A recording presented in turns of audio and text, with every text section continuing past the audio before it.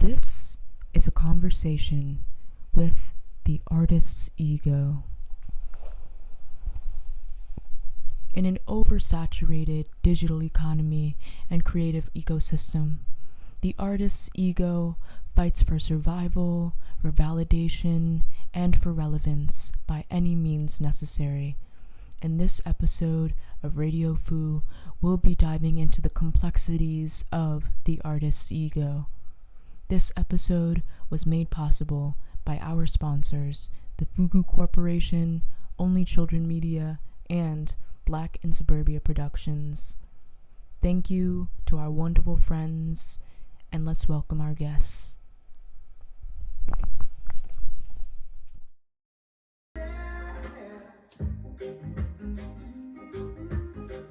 I was born into the compulsion of creation.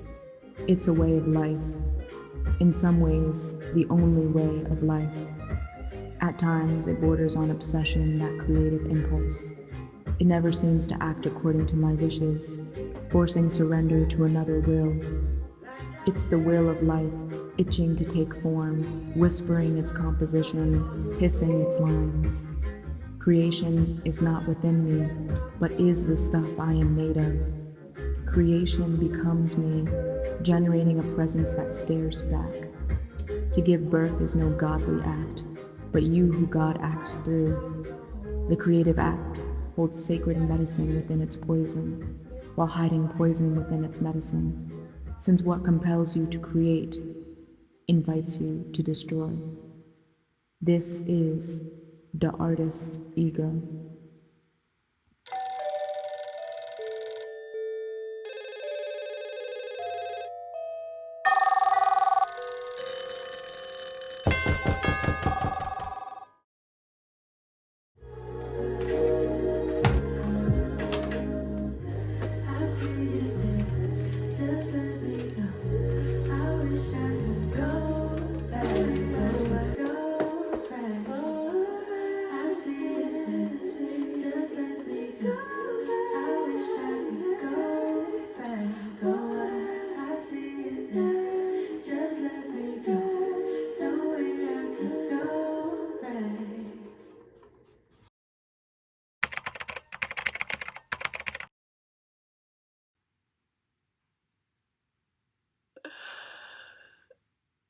This is a lot. And I'm hurting.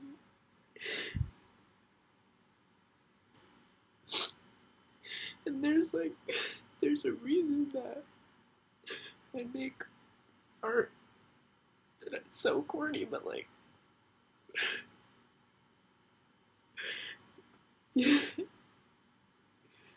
need somewhere to channel it.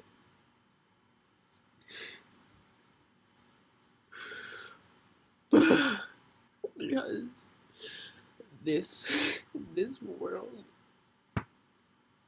is beautiful.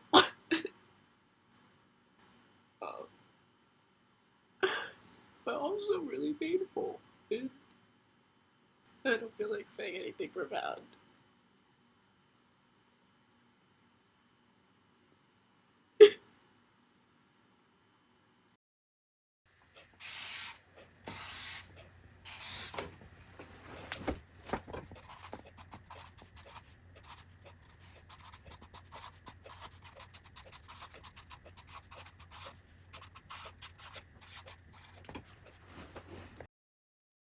I'm an artist, and I like to say that artists tend to have artist egos. In psychoanalysis, the ego is our sense of possessing an individual self. That identity which claims, I am this, or I am not that. The priority of the ego is to secure its own existence. It aims to keep itself safe and protected from harm, and everywhere it goes, it carries with it the will to exist. Yet the ego often gets demonized. To say someone has an overinflated ego or is egotistical implies that they are not only unlikable, but that they are out of touch with others. So what do I mean when I say that artists need artist egos? My theory goes something like this. Art making is a form of legacy building. Humans have an innate desire to commemorate their lives on Earth, and we do so by constructing monuments and statues, passing on our myths, stories, and feelings through art objects. That wish to live on beyond our existence is human nature. It's been said that great artists never die. They exist in that specially created in-between, where the ephemera of their lives are honored in museums, we study their lifestyles and creative processes, and their works are consecrated to the level of the iconic. We keep them near us always, as they breathe beyond their deathbeds. Just as the ego is interested in our will to live, our collective ego is invested in protecting our species in its continuum. It's this desire to extend our legacies and to connect other humans to our weird little artist feelings inside that require the willpower of the ego. Now, I don't mean that the ego is needed in any kind of excessive way, but just enough ego allows the artist to be the vehicle through which ideas can take form in this reality. You see, the ego understands this material world. Don't touch that, you'll get burned. Glue this to that, and they'll stick. People like you when you say that. People walk away when you do this. Since the ego understands the workings of this physical reality, it is one of the ultimate tools for creation. While ideas are conceived in a metaphysical plane, to become accessible to us here, those concepts must travel into the 3D to become pieces of art. And this is the art of being an artist.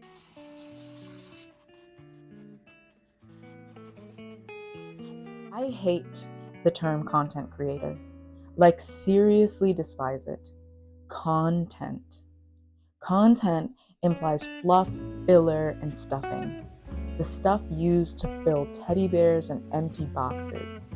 Content is clickable, measurable, and attention-grabbing. Owned by companies, controlled by algorithms, and choked on by users.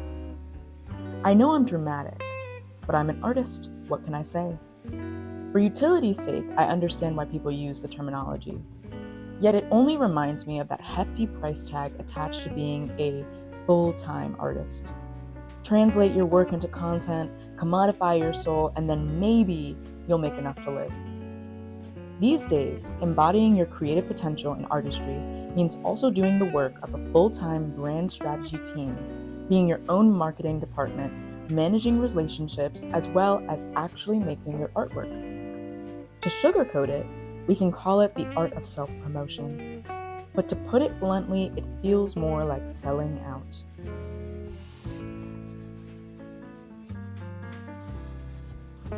Selling out. It's a term you've heard before, often thrown around willy-nilly. Maybe it's been applied to your favorite underground subculture band who've cozied their way into the mainstream. Or it's been aimed at Snoop Dogg for doing diaper commercials or whatever he's up to at the moment. But what is selling out really? Its basic definition refers to someone sacrificing their ideals and principles for the pursuit of money, power, or some higher tier of success. More accurately, though, a sellout is someone who sacrifices the ideals they are perceived to possess by their fan base or audience. A beloved musician sells out when their fans believe that they are being betrayed, often because the fans assume that because the musician creates a certain genre of music, they must also live by a certain set of values. Often that set of values is pretty simple, as in don't sacrifice your creative integrity for money. But the conversation around selling out is so much more complex in this era of brand sponsorships, product endorsements, and ultimately the commodification of everything. Between our bodies and our physical health, spirituality, food, transportation, wellness, mental health, community, knowledge production, our likes and dislikes, shelter, clothing, art, land, and even our attention spans, can anything remain unsellable? When the goal of capitalism is for everything to be owned, claimed, and colonized, is there really such a thing as ethical consumerism? Did you sell out when you purchased your cute little electric vehicle? It might signal virtue, but it smells of exploitative mining. What about drinking almond milk? Does that make me a sellout? Or what about the price that others pay for my convenience? I'm talking Amazon, I'm talking DoorDash. How about the bread and the eggs that you bought at Aldi or Whole Foods, which stink of private prison labor? How about the blood on our hands from the you-know-what, funding war, you-know-where? Damn, I sold out. Big time. We all did in some way, somehow. But again, is it possible to remain unsellable?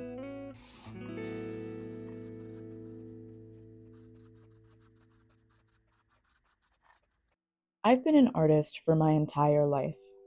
It's my mode of accessing my deep internal emotions, playing in the field of my psyche and attempting to translate my findings to others. Growing up a lonely child, I found that art provided me a mode for communication and expression that wasn't easy for me otherwise. So I made art, like all of the time.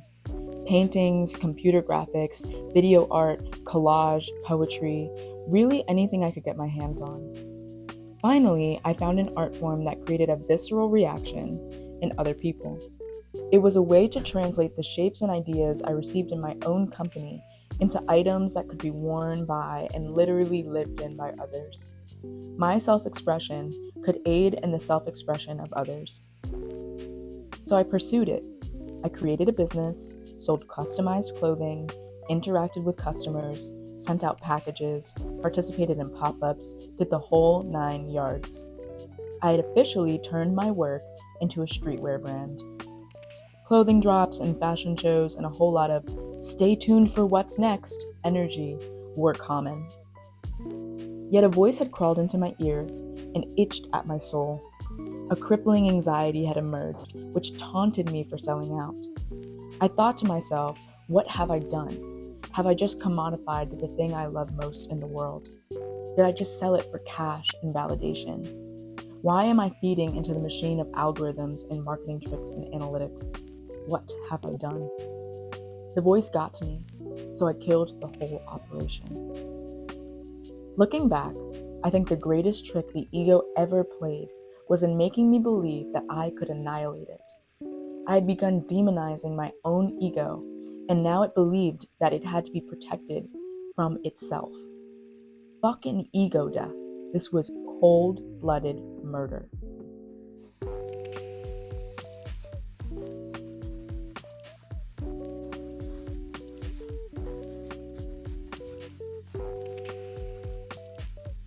Something's gotta give. How do you play the game without getting played? On the internet, your personality becomes currency. Your likability pays off in attention, which, if you're lucky, can be liquidated into physical revenue. Video essayists are our teachers, gamers our best friends, beauty gurus our older siblings, and artists our healers. Each archetype provides us with a sensation of closeness, of I want to be with you, be like you, know you, and be near you. We buy into this sense of proxy, creating parasocial relationships and buying into the lifestyles we're sold by others. It's not a physical product being purchased, it's you. Hired by social media platform X, Y, or Z, content creators labor away, creating filler for the corporate containers which distribute the productions. I went full-on hermit mode for a while, lived life far away from sharing it with the world, pretended that I could stay away. And it was nice for a while at least. Being offline felt like reclaiming ownership over my identity and over my time. I shed away that sense of need that the internet creates, the craving for being tuned into what is in the now. I stopped paying the internet the currency of my life force. I questioned what my time was worth. I questioned my autonomy, and I questioned my art.